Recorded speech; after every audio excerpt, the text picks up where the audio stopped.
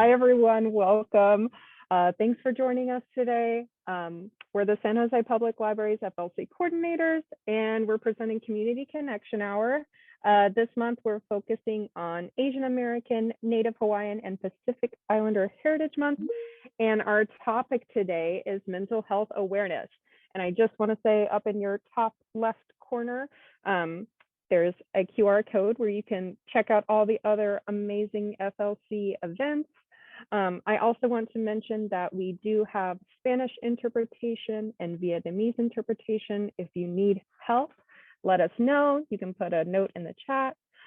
And I also want to mention, since we're talking about mental health awareness, in a couple of weeks on Thursday, May 26th in the evening, we are having a film screening and panel discussion. It's virtual.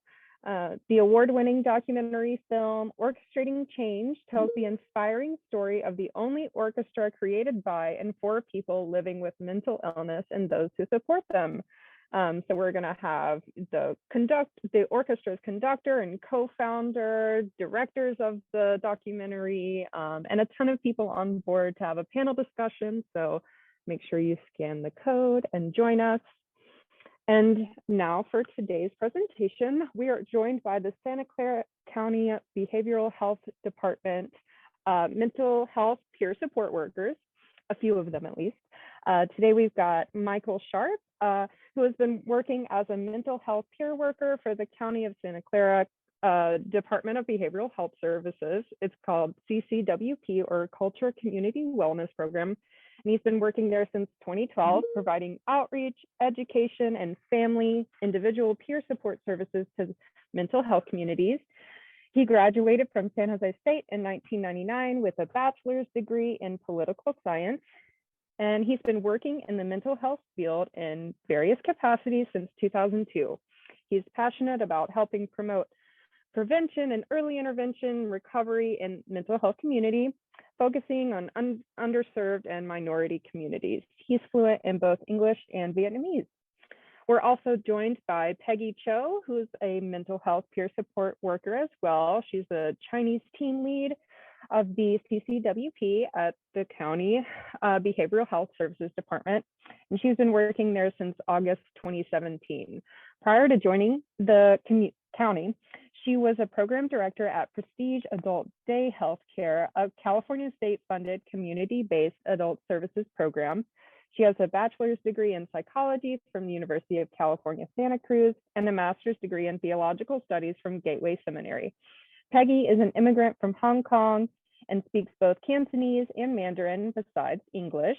Currently living in San Jose, she enjoys watching movies, European style, high tea, Zumba exercise, and spending time with her family and friends. She also enjoys bonding time with her two cats, Millie and Meow. I love that, Peggy, thank you. And we're also joined by Nguyen Robson, and due to illness, Nguyen had to retire from the police force, but he has never retired from protecting and serving. Since then, he has partnered with the American Red Cross to aid in disaster relief and several other volunteer work throughout the Bay Area. As a mental health peer support worker for Santa Clara County Behavioral Health Department, Nguyen understands the importance of aiding those in need of mental health attention due to their mental health challenges. At Behavioral Health, Nguyen and his colleagues provide individual and group support for those in need, especially the underserved population.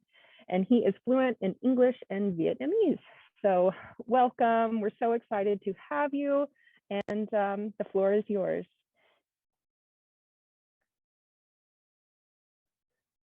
Peggy, you're muted. Okay, yes. Thank you, Juliana, for introducing our team, me, Michael, and also Nguyen.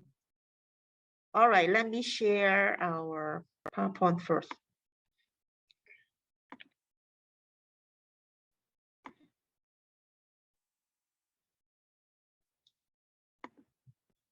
Yeah.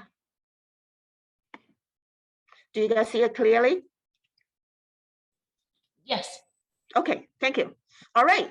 So as you guys know, this month is Actually, May has different is featured in different months.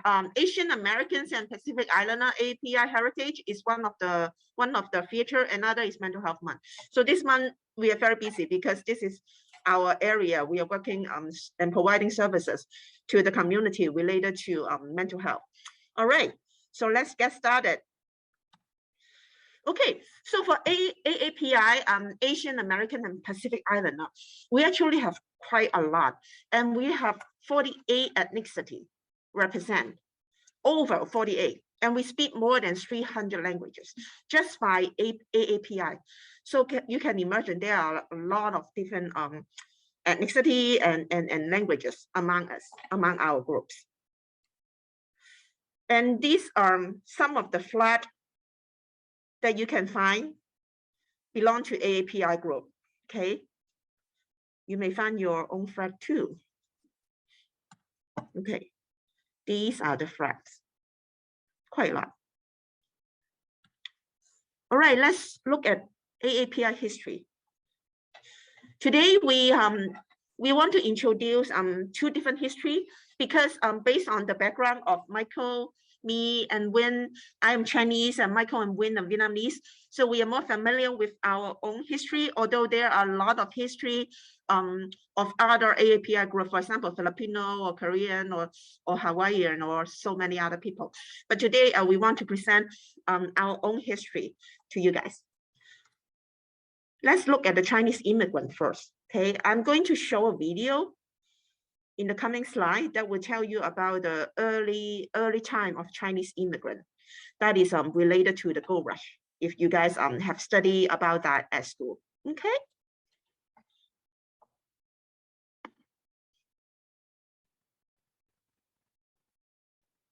No sound? Oh, sorry.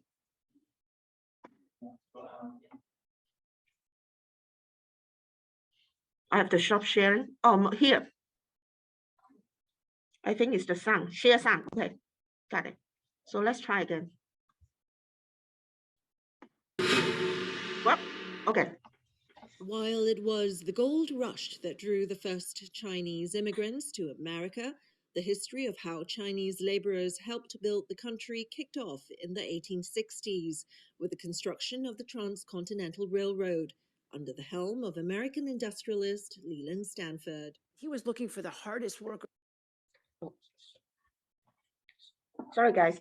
the best laborers to build the railroad and connect the remaining part of the 1,700 miles of track from the West Coast and the middle of America. And he said, why not those Chinese? They built that wall.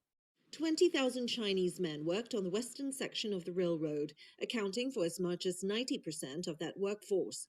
Although known for their tenacity and willingness to work in a job shunned by others, many froze to death in the cold winter months or lost their lives on the job. And yet, on May 10th, 1869, in this photograph of the celebration of the completion of the railroad, there are no Chinese American faces in this photograph. The hard work of completing this nation, which ended up becoming the foundation for the future wealth of this country, is not celebrated by those who really gave their lives to this effort. Not celebrated, but also hardly acknowledged. In doing my research for this story, it became quickly apparent that there's a dearth of information on the history of Chinese labor in America, and historians say it is this lack of information and education that has obscured the important role that Chinese immigrants have played in building this country. When the tracks were completed in 1869, Chinese laborers who remained in America found themselves looking for work in the wake of the American Civil War. So in some ways, as slavery ended, people were looking for indentured slaves, home staff, and the Chinese really filled that position in many different ways. Others worked as laborers in land reclamation, irrigation, and agriculture. With their numbers growing, Chinese immigrants were now more exposed, more visible, and increasingly seen as a threat. They had their long queues, they had their foods that they were eating, they had their different types of Chinese robes. So immediately some of the opportunities for them disappeared. There were sentiments in town halls, anti-Chinese, mass meeting, come out, fight against the Chinese taking your jobs. Chinese, no, no, no, 1892. The animosity boiled over into deadly violence, from the Chinese massacre of 1871 in Los Angeles to the San Francisco riot of 1877 and the Hells Canyon massacre in Oregon that same year, and then another mining massacre in 1885 in Rock Springs, Wyoming. But also the most imperative part of this period of time that is missing from our textbook is all the legislation against Chinese and Asians in the United States. And it really culminates in the most significant one, which is 1882. That's when Congress passed the Chinese Exclusion Act. The Exclusion Act suspended Chinese immigration and prevented the Chinese already in the country from becoming American citizens. The unfortunate reality of what we face today is some people are like, how could this happen, AAPI? And, this is the first time. It's not. Anti-Asian American, anti-Chinese discrimination started more than 100 years ago. The Chinese Exclusion Act led to the formation of Chinatowns across the country, safe zones for the Chinese to live and make a living in a time of fear. Within these communities sprung hand laundries and Chinese restaurants that have defined much of the Chinese-American experience and endured in the decades to come. Li Ling Tan, CGTN, at the Museum of Chinese in America in New York.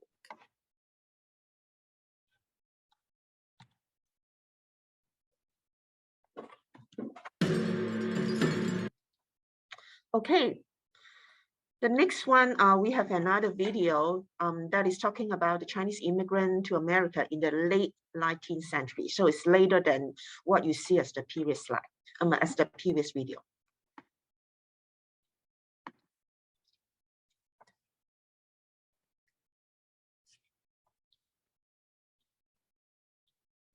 Before the gold rush of 1848, there were about only 50 Chinese immigrants in the United States. Yet by 1900, that number escalated to 300,000 Chinese. What factors might have caused this change? One major reason for Chinese coming to America was a dramatic increase in the population of China during the breakup of its empire in the late 19th century. More people there also meant a lack of available arable land.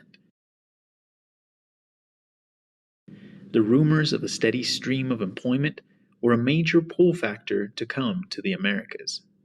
Most Chinese immigrants were employed in railroad work in the United States, but many others were employed as both miners on the West Coast and strikebreakers on the East Coast. Chinese immigrants were young, unskilled laborers. They often came to the United States with the help of their families' savings or through a Chinese middleman who fronted them the cash for transport in exchange for a labor contract to pay off their debt once they landed. More Chinese people in America contributed to a friendlier diplomacy between the United States and China. By 1868, Anson Burlingame, an American diplomat, secured a gentleman's agreement between the two nations that allowed for the protection of Chinese migrants' civil rights in America. Once in America, the Chinese established themselves as a mostly male bachelor group of migrants. Few women of good reputations came to the United States, and those that did were often lured by promises of work that never became a reality. Most Chinese women in the United States at the time end up in prostitution. Chinatowns, or permanent Chinese settlements, began to spring up around the country. Most of these settlements were cultural havens where Chinese immigrants spent time together with their compatriots in an effort to avoid the blatant racism of the time. By the 1880s, anti-Chinese sentiments escalated to an all-time high, and Burlingame's treaty gave way to the Chinese Exclusion Act of 1882, which barred most Asians from entering the United States for over 60 years. Slowly, the Chinese population in America grew naturally from families that remained in the country and from those who chose to enter illegally by exploiting some of the more obscure exceptions in the act. This second generation of Chinese Americans confronted the racism of the time and managed to create businesses and find employment in a few areas. Small businesses like restaurants and laundries sprang up amongst these Chinese American communities. By the late 20th century, a huge influx of Chinese immigrants brought the population of Chinese ancestry to over 2 million people.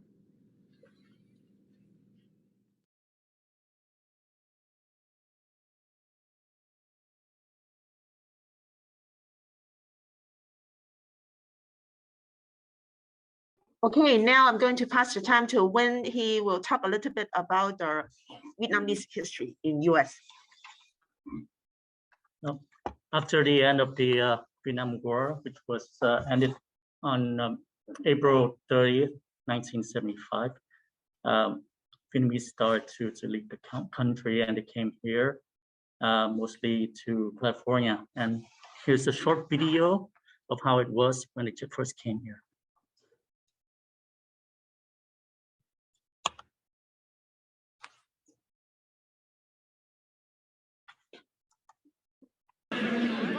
This is video of the last day of war in Vietnam during the fall of Saigon. This film was shot by someone who literally swam for his life that day. He was one of 130,000 people swept from their homeland and brought 10,000 miles to our shores.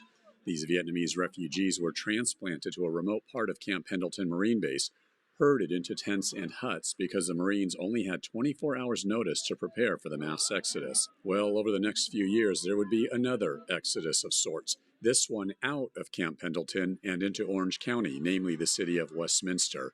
In the beginning, things were tough for the Vietnamese looking to call this new city their home. Kathy Bucco was the mayor of Westminster from 1980 to 1984. Bucco had a bird's-eye view of the changing landscape in her city. This is the mayor being interviewed for a PBS documentary back in 1981. We get lots of complaints, and I'm not denying that there aren't situations and tensions in the community. We're experiencing a tremendous change in our community, a whole new neighborhood, really.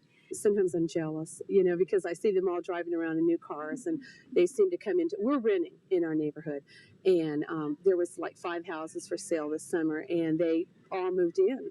By the mid-'80s, the Vietnamese community, now often referred to as Little Saigon, started booming, especially as the population increased dramatically. Almost everywhere you looked, there were new shops, businesses, and restaurants being built, and the Vietnamese were buying most of the homes for sale in Westminster. Yet their success was still met with resentment and animosity. Many residents were convinced their new neighbors were getting special services they weren't entitled to, things like grants, bank loans, and special residency status. What about our people that have been here struggling? Even though this was not true, these rumors were the source of much of the misunderstanding and resentment. Fast forward to today. Kathy Bucco is an iconic fixture in the Vietnamese community. Since her days as mayor, she's been doing property management in Westminster and now gives tours of Little Saigon, which she says should be referred to as Big Saigon.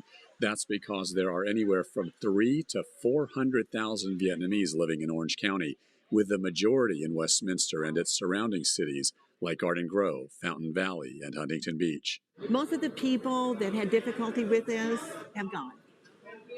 And so the people that have stayed, yes, there's still some resentment. There's still some feelings that maybe they've taken over the community, they've taken over the city. They have created this huge development of businesses here.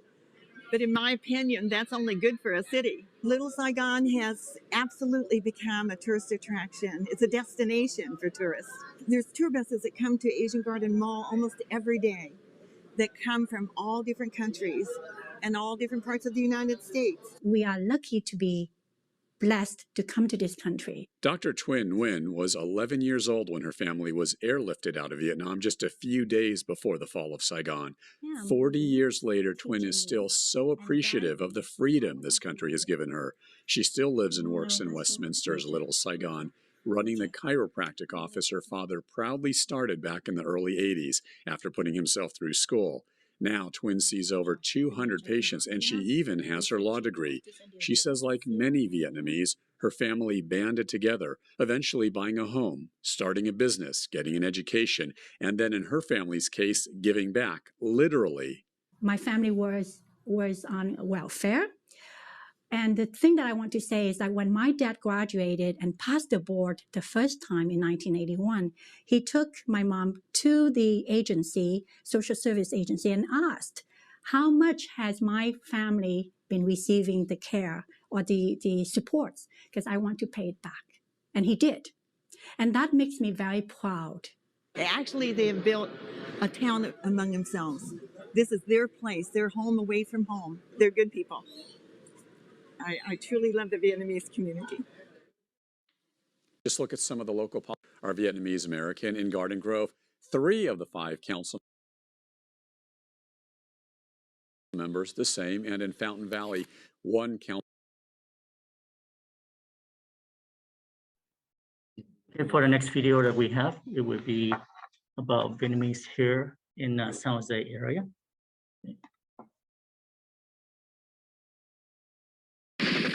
April 30th, 1975. The last American forces are pulling out. Their allies in the South Vietnamese Army know anyone left behind would face prison or death at the hands of the Viet Cong. Several thousand were lucky enough to get a ride on a helicopter or plane. Those iconic, desperate images now seared into memory. From the 1970s to the 90s, thousands of so-called boat people began a mass migration to the Golden State, drawn by its mild weather and the high-skilled tech jobs that required little English. San Jose is now home to 160,000 Vietnamese, the largest population of any single city outside of Vietnam. They've worked their way up the corporate ladder in law, business, and politics. In 2005, Madison Nguyen became the first Vietnamese council member in San Jose and in Northern California. Thank you, America! This year, voters did it again and elected Tam Nguyen. Vietnamese businesses in Little Saigon have exploded in numbers and revenue, operating niche stores like banh mi restaurants, fishing supply stores, and one that specializes in shipping baby formula to Vietnam. Customers don't trust the baby formula there because they fear it might be counterfeit. So we buy it from Walmart or Costco and ship it overseas. At Cafe Paloma, a popular hangout at Grand Century Mall, elders proudly wear camouflage uniforms and reminisce about the old days. At a Vietnamese flag-raising ceremony at City Hall, former military officers still hold out hope that the current government will be overthrown. Why are you still angry after 40 years? Because in Vietnam, no freedom. No freedom. No freedom. San Jose State professor Hin Duc Do points out after 40 years, many Vietnamese have now spent the majority of their lives in America, and that now may be the time to shed the label of refugee. I think it's really important for us to no longer think of ourselves simply as refugees, as being provided these opportunities, but now really claiming our space, claiming our voice, claiming our rights, claiming all of those things that historically immigrants have done. They've carved out different paths, some with more success than others. Sung Nam came to the U.S. 10 years ago and now spends his days collecting bottles and cans on the streets of San Jose. But Dr. Vu Nguyen, who came in his mid-20s, studied hard, and now owns a pharmaceutical research company. Some people, they try to learn the new language, but still so difficult for them. They try to get into it. You know, some people can get through, some people not. And you were lucky enough? I think I am lucky one. I am lucky one. Lucky or not, they all share the common thread of leaving behind their home and identity. So help me God. Which brings us back to Tu Hin Tran. She says she's thrilled to be here. Would you ever want to go back to Vietnam to live? No.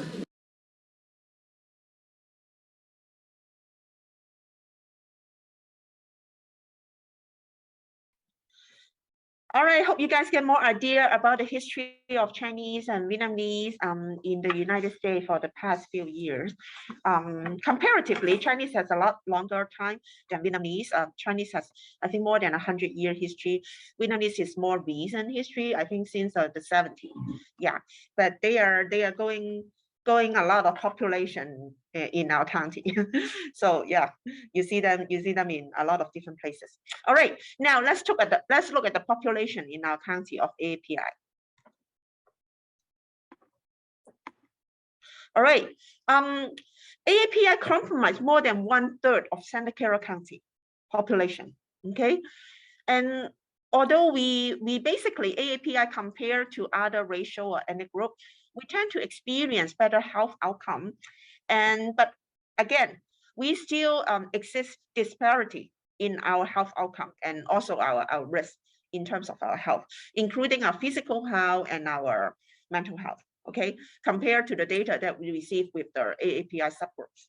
Okay, and AAPI group usually they integrally present in most of the city in the country. But of course, there are different geographical distribution of different AAPI subgroup that will show that in the segment of the distribution.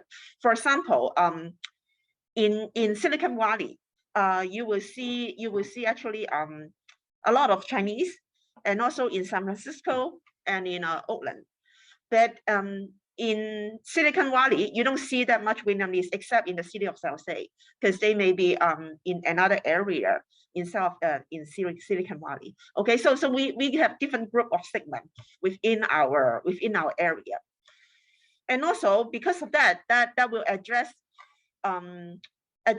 the need of the community, right? If the community, what kind of population exists in that community, then that means there is the need, right, for that community. Because whenever we talk about health or mental health or physical health, culture bring a differences to people. How do they want to receive health? How do they see the health that they need? So this kind of data will help us to meet the need of the community to achieve the goal of the health for all, in generally speaking, for all the API. Okay, so now, based on the map, you see that between 2000 and 2010, the AAPI population in the US grew 46%. Okay, and that is the rate is faster than any other racial group nationwide. So that means that there's a lot of AAPI. They could be immigrant, or they could be the second generation. Okay. All right, now let's look at the barrier in mental health. Okay, again, because CCWP, our work is mainly related to mental health, and this month is also a mental health month. So we want to bring up the barrier of mental health in AAPI population.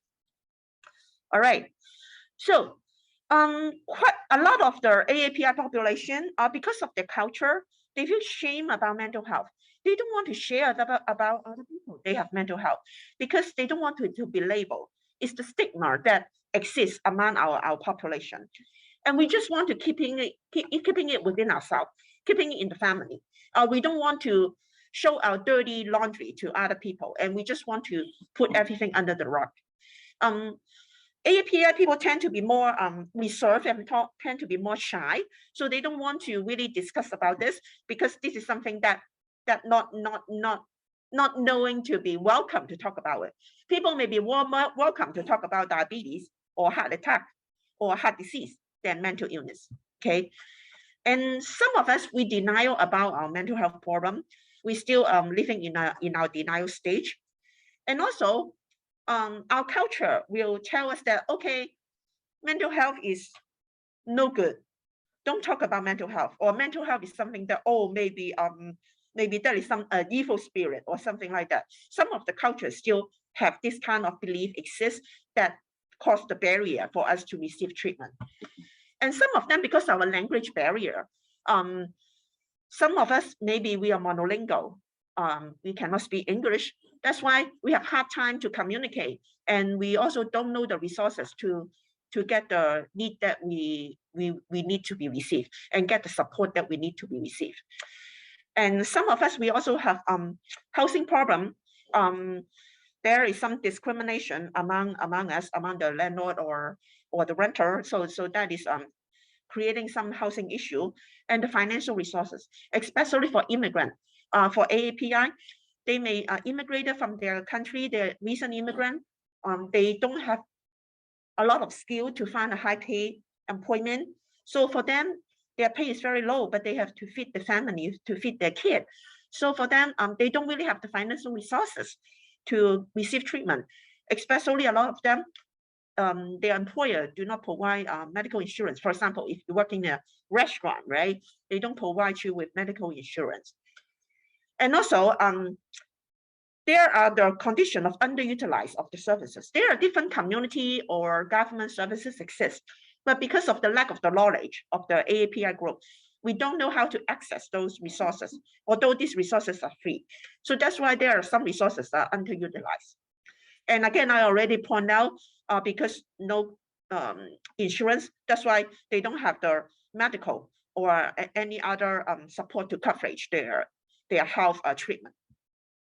Okay, Also, the language barrier may cause us to have a good communication between the doctor or the medical provider, because we cannot really explain it well. Sometimes we do use translation. A lot of providers use translation line, but sometimes even the translation may not really translate well of the real meaning of the patient because of the cultural differences. Okay. Again, we don't have a lot of mental health professionals who speak other language. For example, it's very hard to find a Filipino-speaking mental health professional or Vietnamese. So these are a few of the profession. It's very hard to find if they really want to have a professional who speak their languages to provide services. Also, because of the transportation, some of them, they may not drive. They only rely on public transportation. Then that causes a barrier for them to go see the provider. It may be because of the time, because of their work, they cannot afford it. Maybe the provider location is not convenient for public transportation to reach to. So this is all kind of issue. And the last one is not every provider, they are sensitive to culture. Okay, actually the county, we are working a lot with the culturally sensitive competency services provided from the provider to the community. Again, this work is big because, as you know, just by AAPI, we have more than 48 ethnicity and 300 languages. So if you think of all the population, then that is a lot of work to be achieved. All right, now we study about the barrier. We know about the barrier, but how can we address it? All right, so through mental health education and awareness, that is the way that we can address this issue. So CCWP are focusing on doing that. We provide different outreach or engagement or event or tabling so that we can bring the awareness of mental illness and lower the stigma of mental illness, and also to let the community know about our resources. And education is one of the things. Like this kind of presentation is part of our education, okay? We also reach out to non-English speaker, no matter they are immigrant or they are foreign student. So Michael later on will tell you more about our program, which we provide services to different languages. And we also need to focus our resources on the community so that we can provide the resources that the community is needed for them to be well, okay? And also adjustment and assimilation support is needed, especially for new immigrant. I am an immigrant.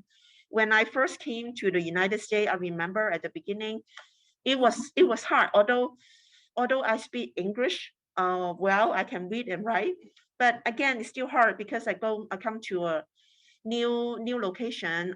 Even my family is here, I have a family support, but again, it's still hard. So you can imagine for somebody, let's say the refugee, they come here without knowing anyone, they may not speak English like the Vietnamese at the beginning, right? They came as a refugee. So it's very hard for them.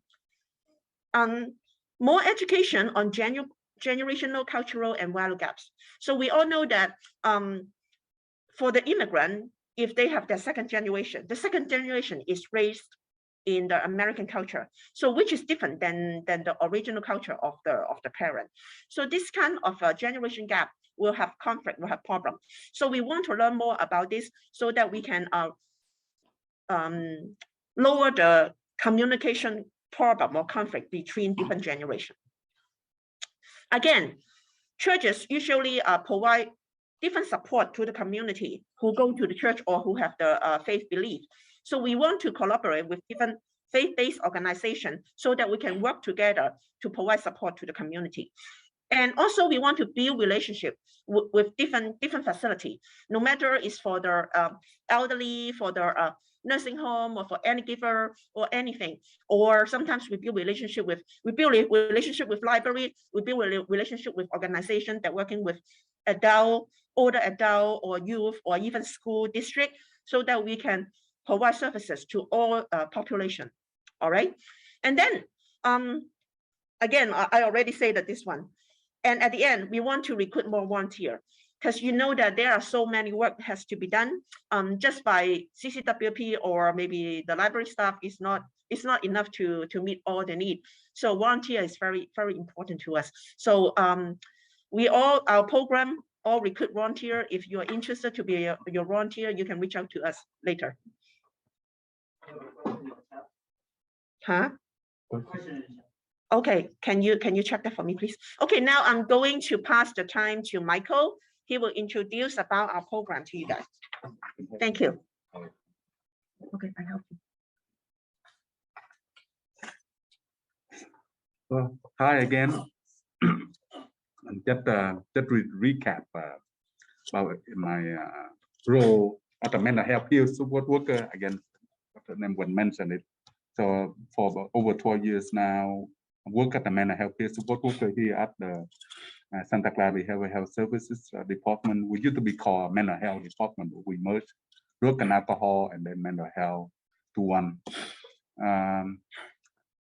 We started in 2008. That's when the program formed. And let me show you about and the 7 ethnic group and then one more is the LGBT. So normally we have the Filipino team join us in this API, but because of the staff thing, so they're looking for to hire staff for that team. Okay, yeah. So, okay. So CCW started in 2005 as an advisory committee back then, and not really a coded. So we all started at another. I joined later in 2010 at the advisory committee, advisory member. So we technically a contractor, but then a few years later we got hired at coded employee. We become mental health peer support worker. Okay. And feel free to raise your hand, a question if you can hear or you have any, and we always answer more question at the end. So the advisory can make comprise of take it off, consumer family members, volunteers. We provide input to the mental health service planning process, and then we started in 2008. 2008, continue here. So the program designed by consumer and family members' mental health, right? And to be hired at a mental health peer support worker, we have to have lived experience, background. Either we ourselves experience mental health or family member. That's one of the requirements for us to be mental health peer support worker. And again, we speak different languages. I came from a diverse background. Like I said, my father African American, my mom Vietnamese. So I pretty much mingle with that both cultures, right? More of the Asian cultures, right? And my father is one of the soldiers during the war. And he's still here. He's still alive in his 90s now. So we speak, like several different languages here in our CCWP program. And we act more about navigators, right? So we're not licensed, but we peer support. We provide mental health first aid training that we mentioned earlier, that we provide to the library staff. We provide QPR, which is a suicide prevention training. And then we provide RAP in more of a support group, wellness recovery action plan. Right? And we work together. When we train together, we outreach together, we provide in English, but when we go to our community, we can provide in Vietnamese in terms of outreach and education. And we collaborate. We work closely with different organizations, CBO, like the San Jose Public Library, Asian American for Community AAPI, or Community Enrollment, Asian American for Recovery Services, and the Mekong Mental Health Center. So different center here in Santa Clara County, 15 cities that we cover from Gilroy all the way to Palo Alto. This is our mission, right? Yeah. It's to be welcome some family members from all cultures, have quality of life, are free from stigmas. So the whole purpose of our program here is prevention and prevention and early intervention in mental health, prevent mental illness, right?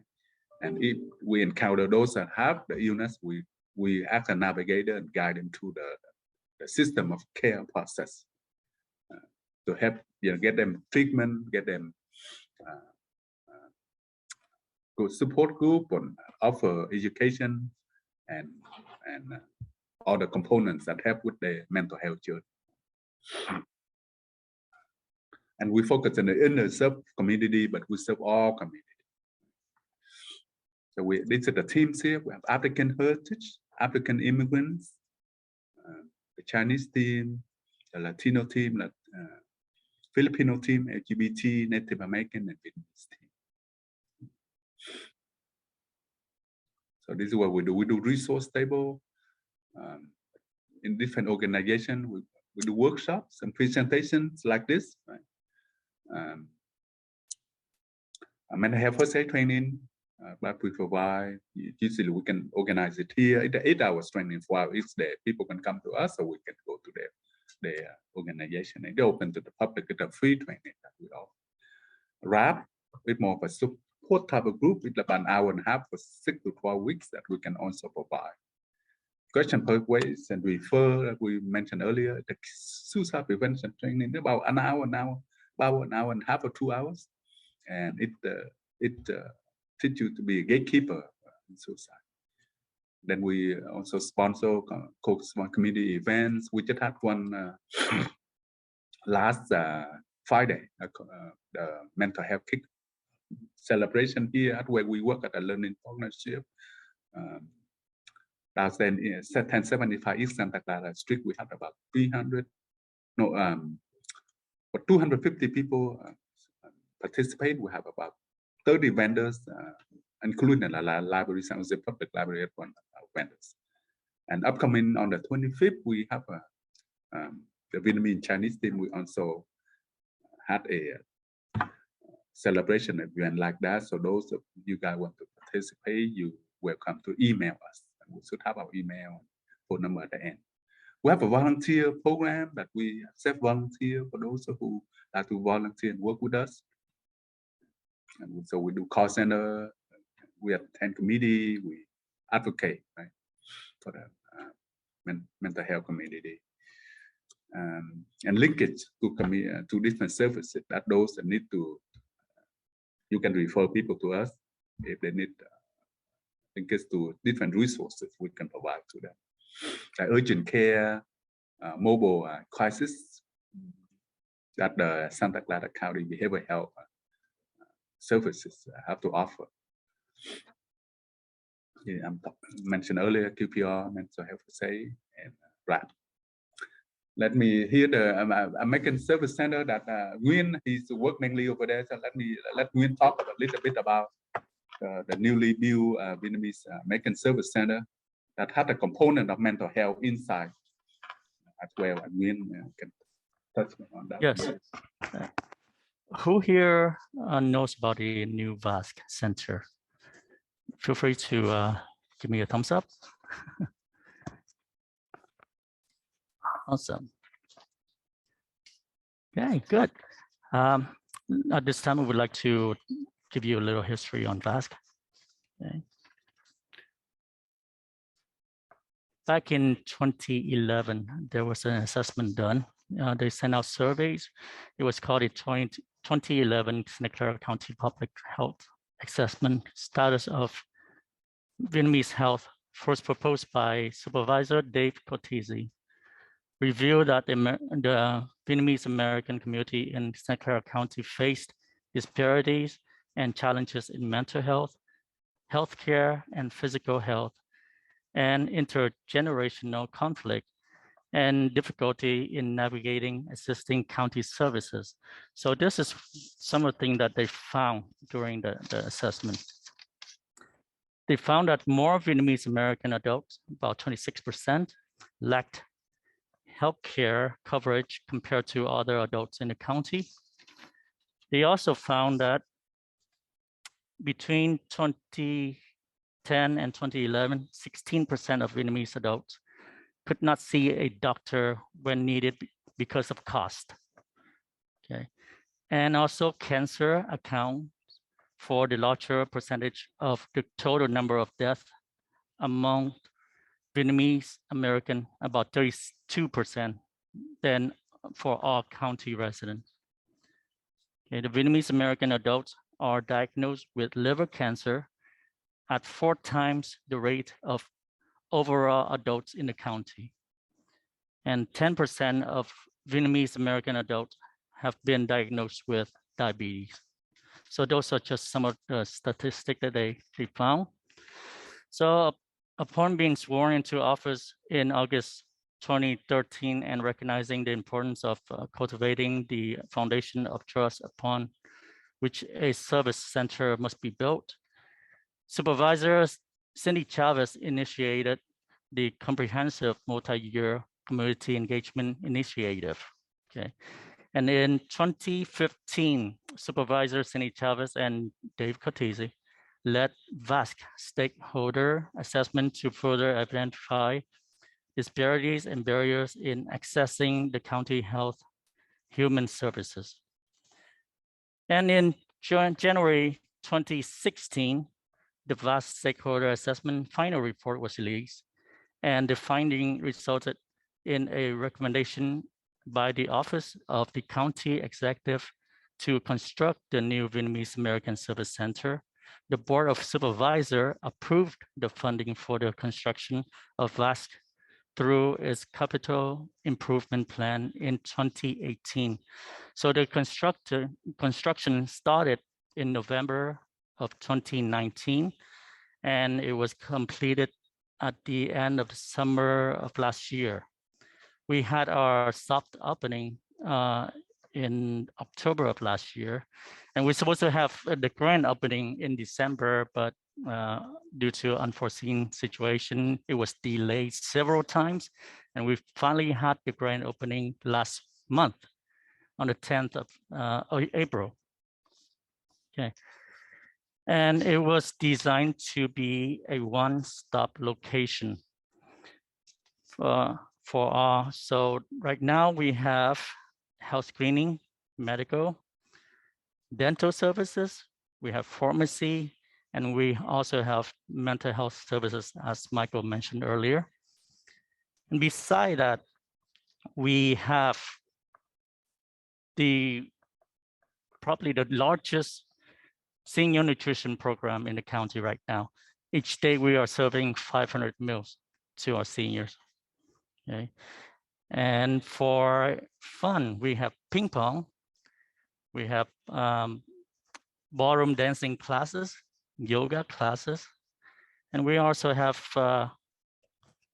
employees from the social services there to help our community members with Medi-Cal, CalFresh, and all that. We also have people from JDOC there, and also from the district attorney office there to help with law stuff. So if you are not familiar with the new VASC, please contact me, come on down, and I'll be more than happy to give you a tour of the location. Okay. And those are our contact number right there in front of us. You can contact us if you have any question at all.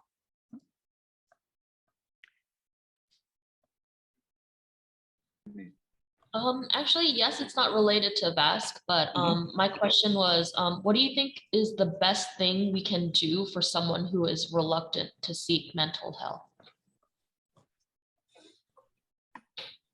Well, even if the person is an adult, what we do, we give them as much information as we can, because if an adult, we can't really compel them to get commit to any help if they don't like to, but we give them the information that they need, and then maybe we can even provide peer support, talk, maybe one-on-one talk to them, and maybe attend one of our training if they like to do so. You know, that's the best we can do, and of course they have to the one that decide to get help. we are navigator. We give them the information and the important getting help. Offer them hope, offer them, solution to their problem. When do you want to chime in before I give my comment? Yeah, for me, I'm stationed over at FAST right now as a peer support navigator. So a lot of times we have family members that come in and say, hey, my son needs help, but he doesn't want to come in for behavioral health purposes. So what I tell them is just to bring him here into FAST and expose him to all the activities that we have. Just get them involved, and comfortable with coming into the location, and then slowly we can work him or her into getting the help that they need for behavioral health. Okay.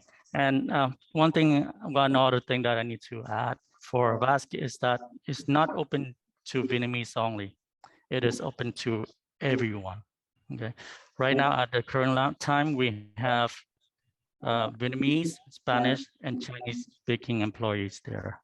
So, yeah, it's open to all. That's wonderful.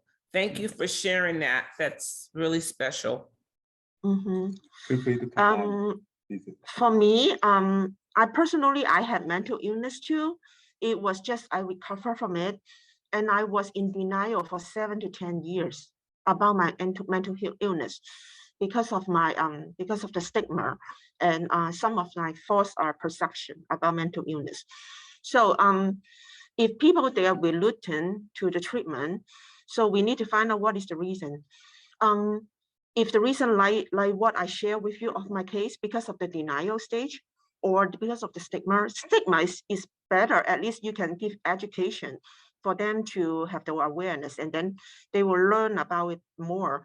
But if people, they are in the denial stage, even though everyone around them who are close to them tell them that you have problem, it's like my family member, but then will tell me, oh, something wrong with you or this and that. But for me, I have no problem. You are the problem. Why do you say that I have problem? You are the problem. Whatever I believe, whatever I see is right. It's real. It exists, right? Because sometimes people have mental illness, especially depends on what kind of mental illness. It takes the person who have the mental illness. It takes time for the person to have the insight to see their own issue in their mental health. So it may take time. So it's very common for people, if they are in denial, for maybe even 7 or 10 years. Because based on the research, for people, they have the first episode of the symptom until they receive treatment. The average timing is 7 years. Then it's very long, right? So it's not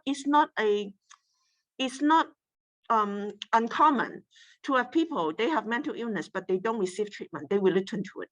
So that's why works have to be done, support have to be provided. We need to do as much as we can.